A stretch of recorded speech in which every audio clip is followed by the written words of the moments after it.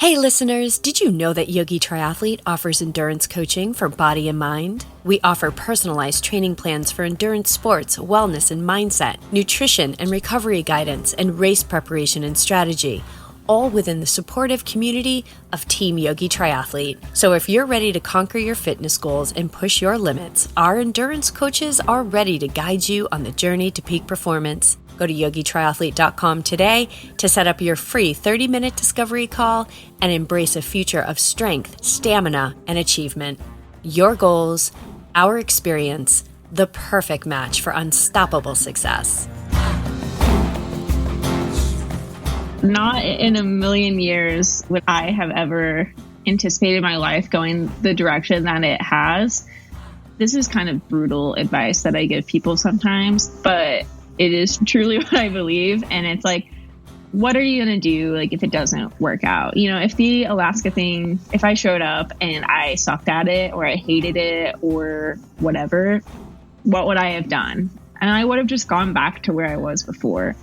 And if you really if you're literal about that, all right, well, if I fail at this, I'm just going to go back to what I was doing before. If that's your worst case scenario, then that's you admitting that your present circumstance is your worst case scenario. And so it's like, you can literally do anything and it would be better than what you're doing right now. Oh my God.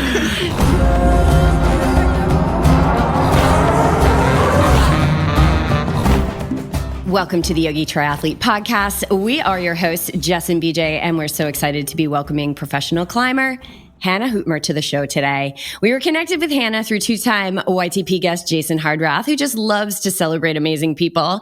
Hannah was a part of Team Ojos with Jason, which led them up the world's tallest volcano last Christmas. And we hear that there is a doc dropping on this project in the future.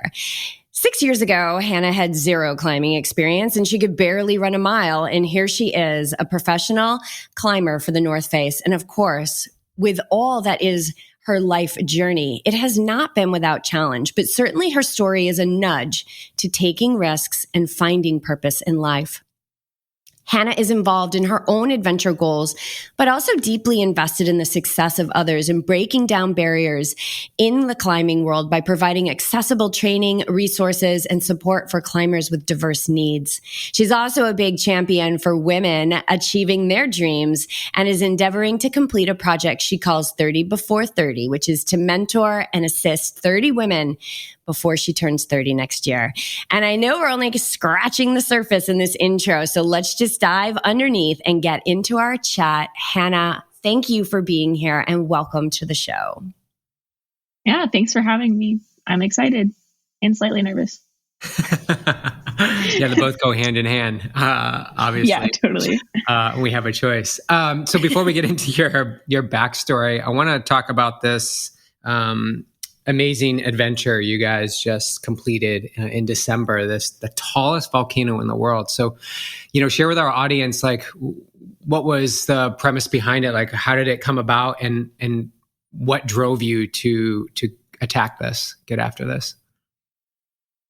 So this is definitely more Jason's dream, the Infinity project that he's been working on. And he just likes bringing in kind of random people to see how it goes and just include different types of personalities and different kinds of athletes. So I initially got brought on because I DM'd Jason on Instagram. And so I always say, I slid into his DMs. That's how I got brought on. But I was actually asking for beta on one of his other FKTs and that I was going to go attempt. And he was super psyched, ready to support me, gave me all of the information about that FKT and said, oh, hey, by the way, what are you doing over Christmas break? Want to go to Chile? And I had never met Jason before. Actually, had never met anyone on the team before. And it was still kind of coming together. And I just happened to be going to Smith Rock within a couple of weeks and said, I'll be in Smith Rock. And Emily and Jason, both on the Ojos team, live out in that area. And so I met them at a coffee shop and bought my plane tickets that day. And that's how I kind of came to be on that project, which speaks a lot to my personality, which is I will just go completely blind into a situation and just trust that it'll work out or that I'll make the best of it. And so that's kind of how I went into it. And I didn't really know what to expect because I've never done anything like an infinity loop. And I've also never done a 6,000 meter peak. What is it? Have you been able to, because it sounds like this has been your life to, embark on the unknown. So what is it that you pull upon where most people would say, I need to know the details first. And instead you just sort of, jump right in? I feel like I've had enough experiences in my life where you're often, going into any situation, especially ones that are intimidating, at least how I think about it is I think like, okay, what's the worst case scenario? Okay, what's the best case scenario? Do you have any examples really of the worst case scenario ever really happening? And it's not very common. And I don't really think that the worst case scenario has really happened to me because I'm still here today talking to you. And so usually you can just like kind of wipe the worst case scenario out of your mind and know that it's going to land somewhere in between. And I've experienced a lot of failure in my life. I've fallen on my face a number of times and it's okay. And at the end of it, it's like, wow, you messed that one up and you missed that opportunity or you dropped the ball there and it's still not the end of the world. And so that's kind of what gives me confidence going into stuff that I'm not 100% sure how it's going to go. Well, take us to the top of the volcano. Take us up there. Like what was that like? Could you see? What was the view like? What was the like appreciation and feelings that you were experiencing up there? So there was definitely a point on the way up. I talked to Jason on the side of the trail and I was hurting pretty bad. I had a bad headache and just at that altitude, you don't feel 100%. And I was definitely losing motivation a little bit to go to the summit, which was surprising. I haven't really ever had that happen, especially when it's in view. I could actually see the summit. And I was like, I don't know, man. Like, I don't know how I feel about this. And he just encouraged me that, do whatever the person I want to be would do. And I was like, okay, well, I'll think about that as I trudge along towards the summit.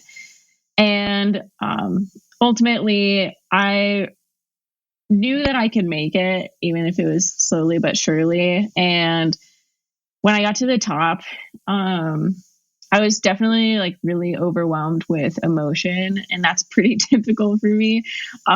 Everything makes me cry.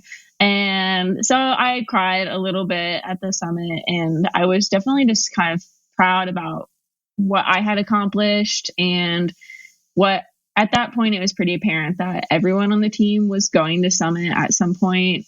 Jason was just a little ways behind me. And then we could see Emily coming over the crater rim. And so it was like, everyone's going to summit and everyone's going to have like their own journey and their own experience with this. And so I was proud of what I accomplished and that I did it with a group of people that were all like, kind of fighting their own battles and overcoming their own things on the way up. And it was like a cool just group energy experience. And then as far as the views go, I'm an ice climber. And so most of my summits and a skier, so most of my summits are snowy or icy or both. So I'm typically in a winter wonderland when I'm standing on the peak of something. And that was a very different experience for me because it was like desert wasteland, brown and red and gray as far as the eye can see in every single direction. And that was different for sure. Emily, who you referenced, is Emily Caddy, who we interviewed, 48 hours ago. And I can't believe we We didn't talk about this with her, but it's great because it won't be a redundant story. Not that she would have the same story as you, but so you're meeting Jason for the first time. You were meeting Emily for the first time. Now, was it just the three of you as like the core team, or were there others as well? We had Chris Fisher with us, and we had Andrew Okerlund as well. And Andrew is a young guy. I think he's a college student, a freshman. And Jason has kind of taken it upon himself to bring like a younger up and coming athlete with him on a lot of his projects. And so Andrew came with us on this trip as well. He's always taking people under their wing. Like even just the things that you've said about him, our conversations with him like offline, and DMing and things like that. He's always about lifting others up and helping people succeed and that generosity. Like you said, you were doing some recon on one of his FKTs and just kind of gave you everything. And I love that mindset. It's really just open.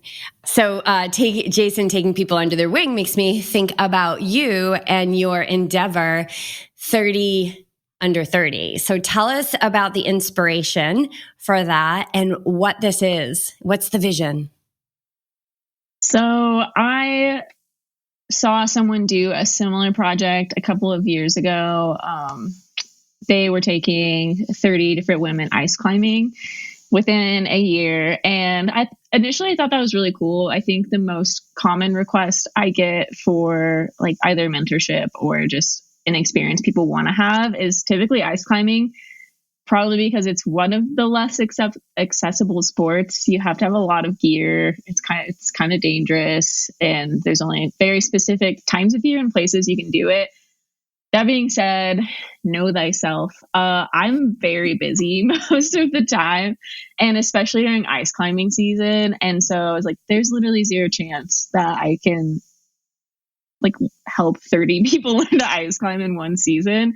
I'm just way too busy and all over the place for that. And so I was like, and also kind of my thought process with that was I want whatever these women are working on to be something that they can take into the future with them. It's not just like a one time off, you went ice climbing one time and that's it. You post out on Instagram and that's our only experience together. And so that's when I decided that it should be more inclusive, in the sense that it should be any sport or like any outdoor activity. Anything from like first backpacking trip, like running a mile, to running an ultra, setting an FKT, a century day on the bike, whatever it is, it's their goal. And it's something that hopefully once they have learned that skill and been mentored in that area, they can move forward and do it in the future. So that was kind of the vision there. And also just, kind of the ripple effect of women supporting women. I hope that the project, and it already has actually started to have the ripple effect. There's some women in the group that are just really, really hard sport climbers, like professional level sport climbers or professional level trad climbers or big wall climbers. But they're looking for mentorship in some other area, but they're willing to help other women that have signed up that are in their sport. And so I'm already connecting people within the project, and like the ripple effect has already started where it's like, hey, I want help with this, but also I can help with this. And so I'm just connecting the dots basically, and creating this network of women that are like willing and able to support each other. And ultimately that was like the whole vision for me. I think as a woman in the outdoor industry, I see a lot of women who like they had a boyfriend that was a guide and they always went out with them and they climbed a lot of stuff, but they never learned any of the skills and they never owned any of the gear on their own. And so when the relationship ends, they're like, yeah, I've climbed a lot of things, but I actually don't really know what's going on and I don't own any of my own gear. And like that whole community and that whole like climber identity is lost with the relationship. And so I think that was definitely like a big driver for me in just like wanting to create this network of women that like you have that for life. What's the accessibility of the sport? Like you said, it's very like it's dangerous and requires a lot of gear. But let's go. How did you get into it? Like, how did you access it? Like, when did it come into your awareness? It came into my awareness when I moved to Alaska I guess like 6 years ago now. And it was after I got out of college. I did some backpacking in Southeast Asia for a long time. And I did the typical, I don't know what I'm going to do with my life thing after college.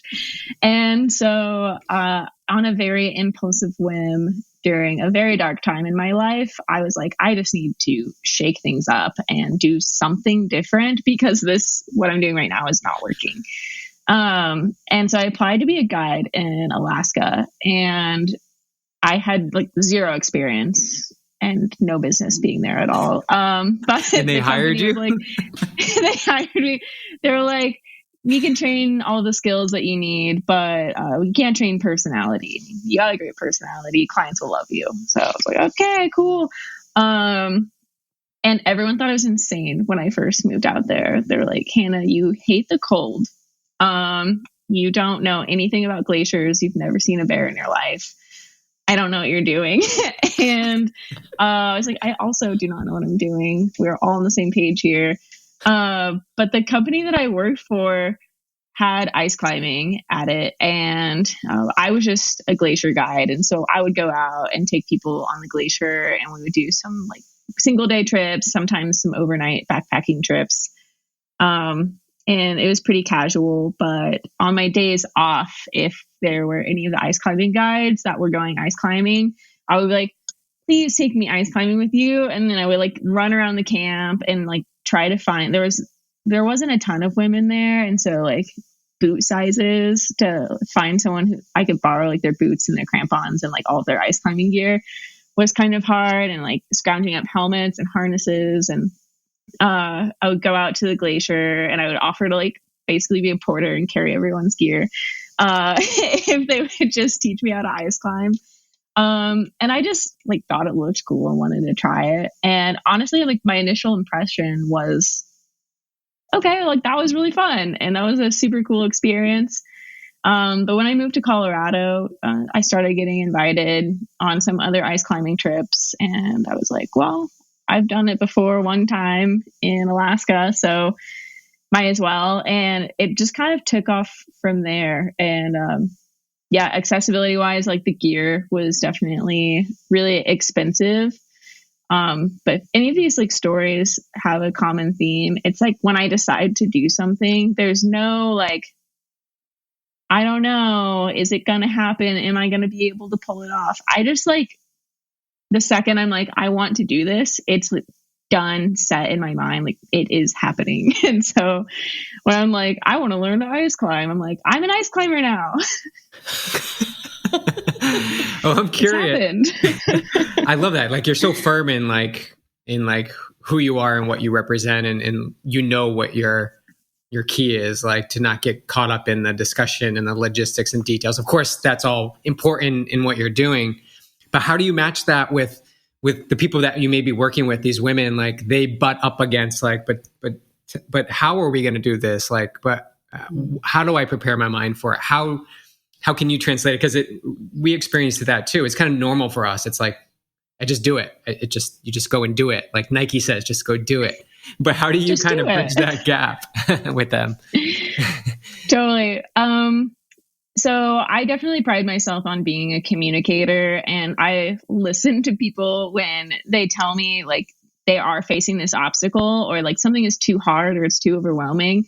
I'm not just like, no, it's not, just do it. I'm like, I hear you. Like those are legitimate concerns. Unfortunately for you, you can't just flap your wings and float past them the way that I do. And I'm just like, la la, ignore all of the other logistical craziness. it's all just going to work out. Some people can't do that, and that's totally fine. So when women signed up for this project, I took all of their information and I created a document for them, just kind of going through the get to know you type stuff, a brief description of what their goal was. And then I asked them, like, what are the obstacles that you have encountered or you foresee yourself encountering?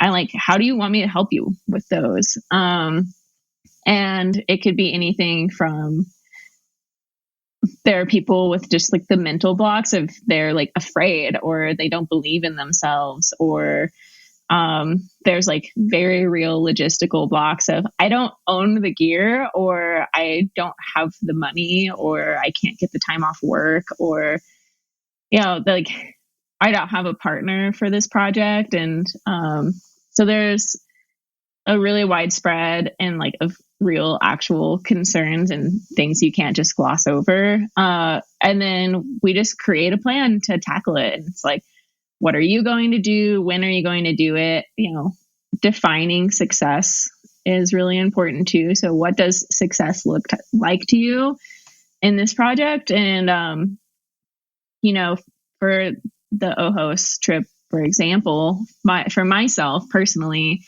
before going on the trip, I said it would be successful if everyone came back healthy. It would be successful if, you know, Chile was a new country for me. I'd never been there before. And so it'd be successful if I visited a new country.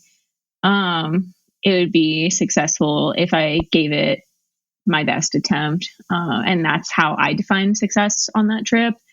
And so, yeah, I've been working with these women to create definitions of success in their goal setting, and have also encouraged them to choose like tangible, measurable metrics of success. Like I climbed 512, and also more like feeling and less measurable goals of like I feel braver, or like I'm proud of myself for attempting it, or I made a friend, like a new climbing partner, or I visited a new crag that I've never been to, or tried a new thing. And so, yeah, that's kind of how I've been breaking it down when I'm working on these projects. I love how you gave us some details about the, you know, the women who are already involved, that they don't have it figured out, and they do have obstacles like money, like not having a partner to do it with, like maybe not having the experience or the equipment.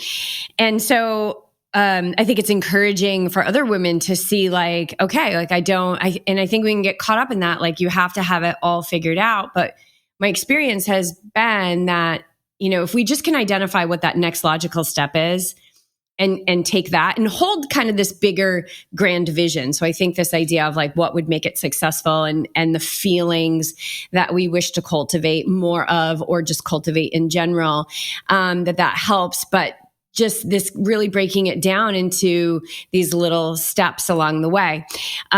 So that leads me to just this curiosity of, do you already have your 30? If somebody's listening to this and saying like, I want Hannah to help me, like how do they get involved, or can they get involved at this point? So I don't have like a full 30 yet. I think I have a little over 20 people. So if people are listening to this and they want to sign up, the form is still on my Instagram, linked in my bio. And so people can just fill that out. And that being said, there have been a lot of people that have filled out the form that are also willing to mentor someone. Like I said, the ripple effect has already started. And so, yeah, if people still want to sign up, just because I might not be able to take on every person personally, I have been really successful so far connecting people to the right person. And so, yeah, if it's not me, then it's going to be someone else. And I think that has been my biggest takeaway for just like my own personal endeavors, and what I like to share with other people, especially women, is like people want to help you. And like the right person is out there that is going to help you achieve your goals, and they will just purely just do it out of the goodness of their heart. You just have to ask. And like, that's a huge step, is just even just asking for help. But just like trying to normalize that and, you know, keep the like Zen train going in every direction. The Zen train. I like that. And I love that it doesn't have to be like, they don't have to be aspiring to be an ice climber. Because whatever the details are of what their goals are, it's almost not that it's irrelevant, but the essence of what it takes to meet those goals is that real essence is kind of the same, right? So what do you believe or see or have experienced as the qualities that really it takes to achieve a goal, achieve a dream? I think it matters a lot that other people believe in you. But the first step always is like, you have to believe in yourself. And I always say, you know, I don't go into projects, I don't stand at the base of a climb thinking that I'm not going to be able to do it. You know, I try to never let that thought enter my head. And there's definitely a time and a place for like, today is not the day, and you got to get off this route. But that just, I feel like that comes in the moment. But leading into any sort of goal or dream, like, you have to genuinely believe that it's possible. And I don't know, honestly, where that comes from, you know, within myself, other than it's kind of like a muscle I've worked a lot of. I just try for things, and I genuinely believe that I can do it. And I've definitely failed, and at times, and it's been okay. And I just, you know, start from scratch, I start over again, and just choose a different dream and, you know, go for it again. So I think that's like a huge factor. And then it's only human that there's going to be obstacles. You're going to get injured. You're going to get sick. You're going to lose your job. Your car's going to break down. Like, you know, life happens. And so I think when life happens, for so long in my life, I've been the type of person that's like, it's Hannah versus the world, and it's me versus every single obstacle. And it's like my fight to fight alone. And I just like wanted to tough guy my way through everything for whatever reason. And I realized at some point, like, you don't have to do that. And also, like, that's just not the way I think the human experience is supposed to be. And so, you know, for anyone that is out there, like, setting these big goals, and you will encounter these obstacles, your car will break down over and over again. Like, ask for help, ask for a friend. Like, that's when other people come in, and that's when, you know, they carry the burden for a while, and they try to keep your stoke alive when you have other things that you need to address in your life and you can't focus on the dream. You know, that's when other people keep you going. Yeah, we talked a little bit about this with Emily about, you know, this, like, I can do it, you know, it's I'm strong. And I think as a strong woman talking to another strong woman, you know, that sense of independence is such a gift, but it can also be exhaustive. It can also be isolating. It can also be so hard lined that it takes you towards limitation. And that this kind of opening or softening, like, honestly, like, bringing in that more feminine energy of, like, asking for help and bringing more people in and expanding the circle and being a little bit more vulnerable is, in my experience, is where I found even more power. Mm-hmm. And not having Absolutely. to carry so much. So I guess my question is, like, between like this Hannah against the world, and now Hannah opening it up to, like, encouraging 30 other women to start asking for help. What's the difference in those feelings of how it feels to have that role that's a little bit more narrow, and now this role that's more expansive? I would say that it kind of came to me in just a period of self-reflection of why do I do the things that I do, and like what are my values, what matters to me, and really analyzing, okay, everything that I've accomplished over the last couple of years, like what felt good about those accomplishments, like what sticks out in my mind. And upon reflection, there were a lot of things that it was Hannah versus the world. It was me versus the objective. And I went and I did the thing and I felt good about it. And I came down and that was that. And then there were a lot of experiences where like I set an objective with a friend, or like I started involving other people, and it wasn't just me versus the climb. It was my friend and I going on a backpacking trip together, and we decided to climb this thing. And what really stuck out in my mind as like what memories stuck with me, and like what were the moments that felt the most valuable. And it was just always the stupid things that were happening on the trip, like someone sitting on an applesauce packet and then like exploding all over them, or like someone about to shit their pants, or just like the ridiculous stuff that happens.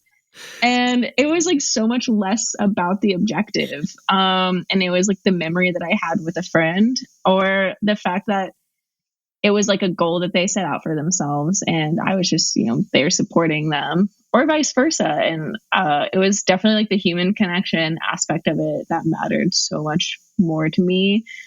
And unfortunately, I am way less driven by like my own personal kind of goals now. I still am constantly dreaming up stuff that I want to do, and like things that I want to accomplish, and setting goals for myself. But it's like way less motivated by me just like wanting to prove that I am tough or capable, and so much more like I just want to do stuff. I like literally just want to play outside with my friends. That's it.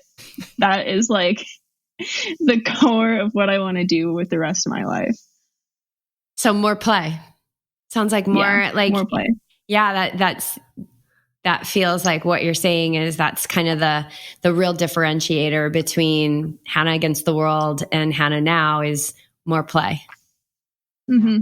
Which is how I was reading through your story, how it sort of all happened. Like you were constantly outside, and also watching National Geographic growing up. Like you were just drawn to this environment. So it's almost like going full circle, and you did it rather quickly, right? You're not even 30 yet. So like usually people get into their 60s and they're like, I wish I would have like had more joy, but you've experienced that sooner. So it's kind of like the fast track to getting back to the roots of being playful, like having that enjoyment piece. But I think you can't appreciate that until you get to the others, to get to the opposite. So the like hanging tightly on performance and outcome and experiencing that, and then being attached to it and not achieving it, and then faltering, and then realizing, wait a minute, I used to have so much fun and joy in this. What happened? So I think they're helpful. Like it's good to have that contrast. Yeah, I think it's good to have the contrast. Like, it's just like the typical sayings, like you can't have the darkness without the light, and yada, yada. I feel like I definitely had to go through like me just like beating my head against the wall, or, honestly, like, I think I had a conversation with my mom, I don't know, like 4 years ago, and we were catching up on the phone, and mind you, my mom is a therapist, so that gives a little bit of context to this. And I'd climbed this peak that day, and I was telling her about it, and I was like, I'm super proud of myself, because it was like really cold, and like I was trudging through deep snow, and it was really hard, and I was like alone, and I did it by myself, and blah, blah, blah. I was like so proud. And my mom just like kind of like sits there quietly, and she's like, oh yeah, nice. And then she said, like, Hannah, I hope that someday you climb mountains because you enjoy it, and, not because you're like trying to prove something, or like trying to punish yourself by doing like the hardest, most intense, most scary thing ever. And it was kind of like a gut punch, honestly, because I was like, Mom, like I was calling you to tell you that I was like really excited that I did this thing. And then you have to call me out like that. That's so rude. But then it really did make me like reflect on my reasons why I was doing the things that I was doing. And for a long time, it was definitely to, you know, quiet the demons in the brain, and you can't think about other things when you're just like trudging uphill and you can't really think about much other than what your next move is or what your next step is, or the fact that you can't breathe or you're starving or whatever. And that was it for such a long time. And like, there is no space in your brain in that mindset for play or for like human connection or for just like staying present and like experiencing the moment and like being detached from the outcome and just being like happy that you get to play outside that day. And definitely my perspective has changed completely from where I was at a number of years ago. And yeah, my mom will love to hear this. It was her fault. So. I love it. Well, you hear it all the time. Like, I mean, as adults, we get too serious, you know, because life is always pulling at us and challenging us, and there's bills to pay, and there's like our house is a mess right now. We've had such a busy week. There's like laundry everywhere. And I'm like, I need to clean the house. And I'm like, no, I don't. Like, everything's okay. The sun set last night. Like, there's food in the fridge. Like, everything's okay. And so I've learned over the years to laugh at myself, because the other way is just a lot of pressure, you know, on an already busy week. And so it's always about returning to like, and remembering. Just even remembering, what did you love as a child? What did you love as a child? BJ and I were talking about this morning as we were kind of riffing on our interview with you. And I was saying, like, you know, when I was a child, I used to watch the Iron Man on television, you know, and then here I am, like now the, you know, co-founder of a company that trains people for that, and Wide World of Sports every weekend. Like, I would never, ever miss it. The agony of defeat. Like, I would never miss that show. And so when we can return to what we did as children, like even just that thought or that remembrance, if you really feel it, it's lighter. It's like it will lighten a moment in your day. So I'm so curious about how someone who can't like run even a mile 5 to 6 years ago is now on this podcast with her North Face sweatshirt on as a professional climber. And, you know, I know you just kind of throw yourself into things, and I love that. I think that's such a gift, and it can be a little bit of an enemy, right? Because sometimes we don't think and we're very impulsive. But the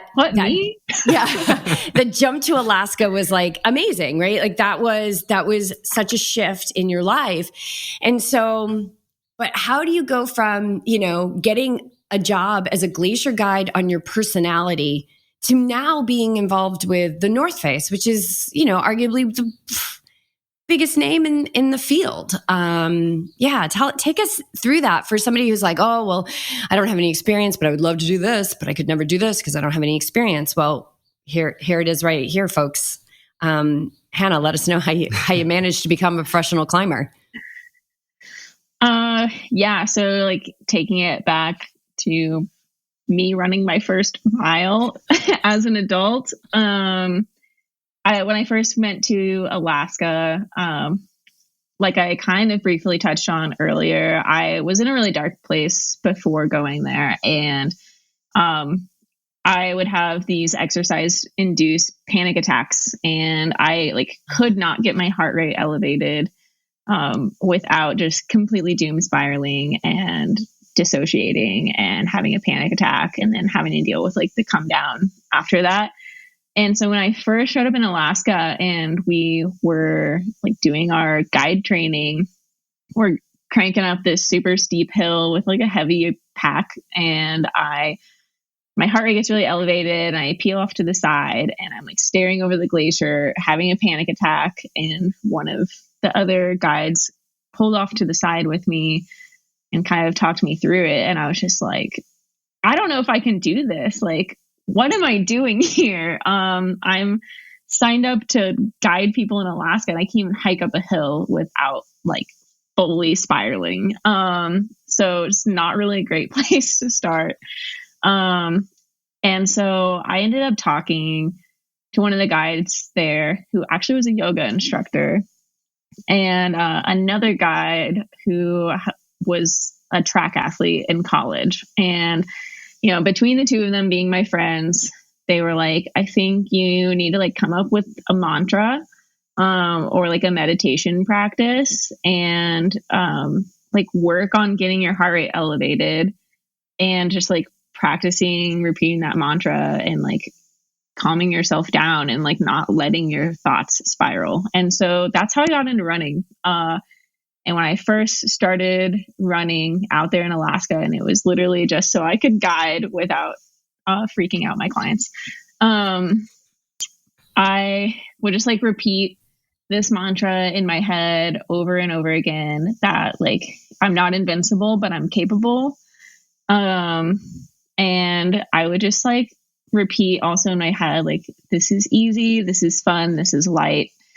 And eventually I was able to overcome that, you know, deepened neural pathway in my brain that would take me to the dark, scary place when my heart rate got elevated and channel it into something different. And that was kind of like my first glimpse into just outdoor sports in general. And it became a meditative practice for me. And it was how to like quiet the dark and scary thoughts. And yeah, it just went from one thing to the other. And so it started out with glacier guiding and then like briefly touching on ice climbing. Then I was invited to Alaska to be a ski instructor. And I also had no ski instructing experience, shocking. And so they're like, don't worry, it's going to be fine. Like, you'll totally figure it out when you get there. And so people like taught me how to ski when I got to Colorado. And then I was a ski instructor. And that was actually like a similar story in a way. Like, I started my training and I was terrible.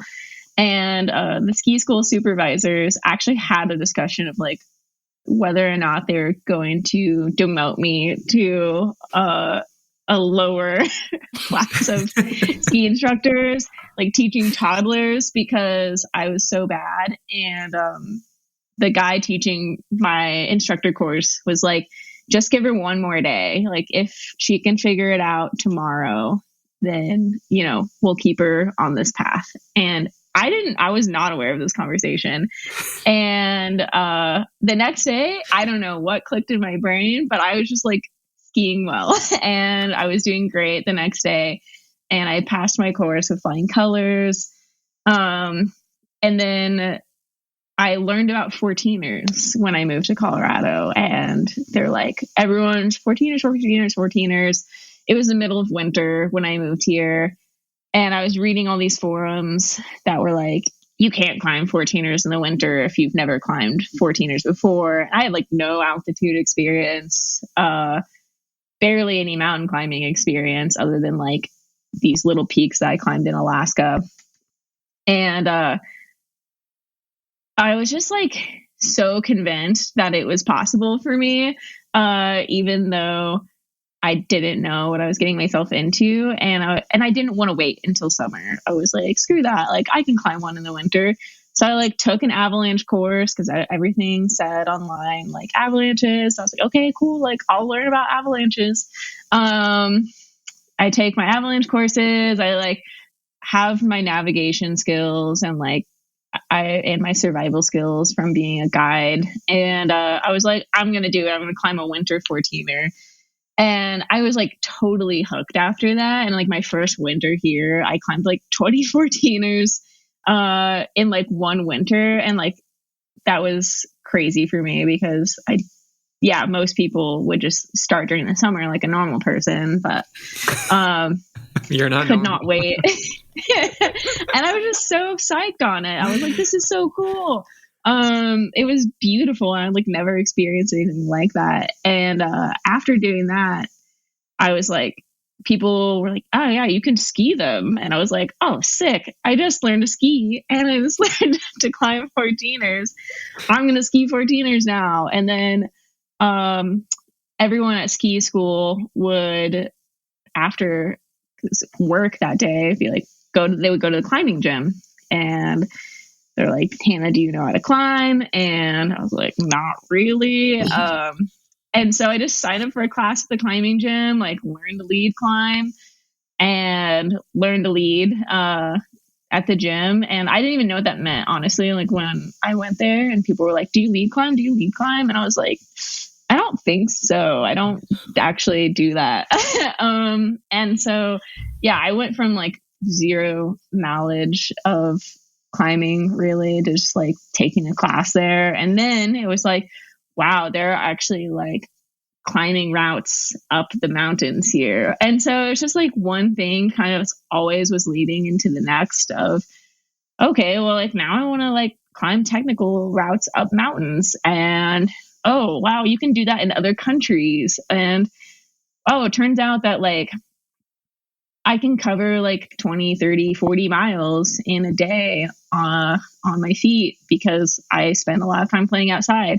Ultra running, like obviously, or like these huge link ups, or yeah, let me do this multi-day huge alpine route in one day. And like that's how those things started coming to me. And it was always just like, I use like a Google Earth analogy sometimes of, you know, what sports and like what all of these outdoor things have done for me is like you start with a super pixelated, blurry Google Earth when you're born, and your experiences throughout your life and whatever your interests are, they like force you to like zoom in and start filling out those pixels and making them like more and more defined and giving them way more detail.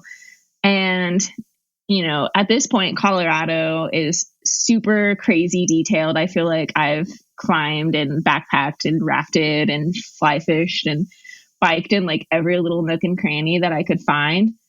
And that's kind of what my journey has been, is like, I just want to like zoom in all these places and like get to know them really intimately. And that just like involves me moving my body through the landscape and just like using the knowledge in my brain and the gear in my pack to have a relationship with the outdoors and like really, really deeply have a connection with it and then understanding. Yeah. And so that just, I keep following that and keep chasing that. And that's what has brought me to this level of, wow, like you look around, you're like, I guess I do know how to do a lot of things pretty well just because I do it so often. And that's kind of what brought me to the North Face specifically was they were just looking for some up and coming athletes that were kind of change makers in their communities and that were like deeply involved in their sports. And I guess that was me. God, they must have loved you. Like just, I mean, all your stories are such a wonderful example for somebody who might be captive to a thought that they can't because I don't have the experience or I don't, you know, live where I want to live or where I could do this. And just also when we follow those like hits, like you knew you had to do something really big to shake up your life because there was a part of you that was like, this darkness that I'm in is not, you know, it's not what I'm meant for, right? Like we've all had those dark spots and I work with a lot of people who are either in them or have been in them. And it's like this identification and this acknowledgement that there's actually a part of us that gets a little addicted to it. So you really have to shake it up to, like you said, repave those pathways. And that when we do that, when we take like a massive leap, like you did, and all of a sudden become a glacier guide in Alaska with zero experience, and then being a ski instructor with didn't even know how to ski, is that there's an undeniable recognition that must occur that says not everything needs to make sense on paper. And in fact, that perhaps there is something greater organizing on my behalf that's guiding me with these little subtle nudges that are asking me to take massive leaps. And then when you do it, although it can be messy and you can tumble down the hill many times, it's like when it plays out, you know, it's beyond what you could have planned in that dark space that you were in prior to shaking up your life. Like, never could have imagined that you would be where you are today had you not taken your life and shook it up like a snow globe. Yeah, not in a million years would I have ever anticipated my life going the direction that it has. And I think it's like this is kind of brutal advice that I give people sometimes, but it is truly what I believe. And it's like, you know, what are you going to do? Like, if it doesn't work out, you know, if the Alaska thing, if I showed up and I sucked at it or I hated it or whatever, what would I have done? And I would have just gone back to where I was before. And, you know, if I showed up in Colorado and I tried to be a ski instructor and it turns out I suck at skiing and I hate it or whatever, what would I have done? And it's like, well, you would have just gone back to doing what you were doing before. And if you really if you're literal about that, all right, well, if I fail at this, I'm just going to go back to what I was doing before. If that's your worst case scenario, then that's you admitting that your present circumstance is your worst case scenario. And so it's like, you could literally do anything and it would be better than what you're doing right now. Oh my God. That may just be the best advice we've had in over 400 episodes. I love that. It's so true. And I think this going to the worst case scenario is a great place to go, because when you look at it, I don't know, I've never found it to be that bad. You're like, well, yeah, I mean, I could do that. It might suck, but I've done a lot of sucky things in life. Yeah. And I'm okay. Oh my gosh. I love that. But at least it's known. It's just a known. It's what's familiar. You already know what that's like, but you can't see that it's so sucky. You can't actually wrap your arms around, but you're too scared to take that leap to the next thing. Mm-hmm. Kind of in this conundrum. You're kind of like in between. Wow, you could just shortcut the whole thing and say, well, I'm unhappy, so this must be the worst case scenario. So anything I do is going to be better. Anything's going to be better than what I'm doing now. Yeah, I think just in like the neon sign that flashes in my brain when I feel like paralyzed of fear or just, I'm intimidated by something, is just do something.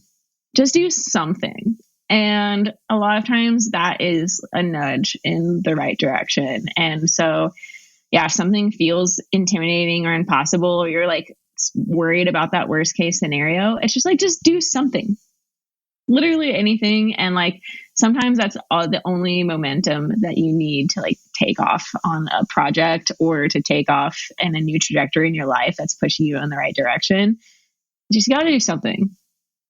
Yeah, our teacher always says, nothing changes until something moves. Yeah. It's pretty easy scientific equation there. Like, nothing changes until something moves. So do something, go for a walk, do something, like anything. I don't even need to give examples here. Just do something, shake it up even a little bit. It'll help.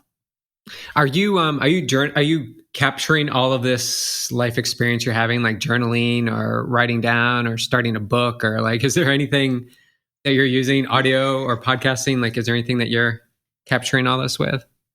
Maybe. I I honestly like wish that I did a better job about that. I do journal, and like my journaling is really chaotic. Surprise, surprise there. It's like me jotting down random notes in random notebooks that also have like my to-do lists and doodles and other stuff in them. Or like the notes app on my phone has a bunch of just like random musings in it. I have been encouraged to write a book like a million times, and I've certainly considered it.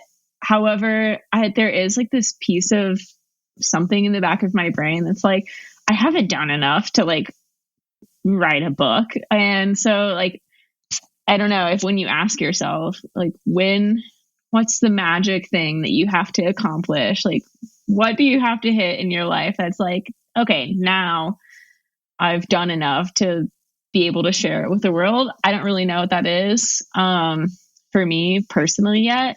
I do think that I will start a blog during this 30 before 30 project, though, to kind of just shine a spotlight on like what their experience was and tell a story there with each individual person, if they're comfortable with me doing that. Because I know some people are a little bit more private about their goal setting, but yeah, if they're comfortable, for sure, just sharing their story of how they set and accomplished their goal and like what their journey was like. And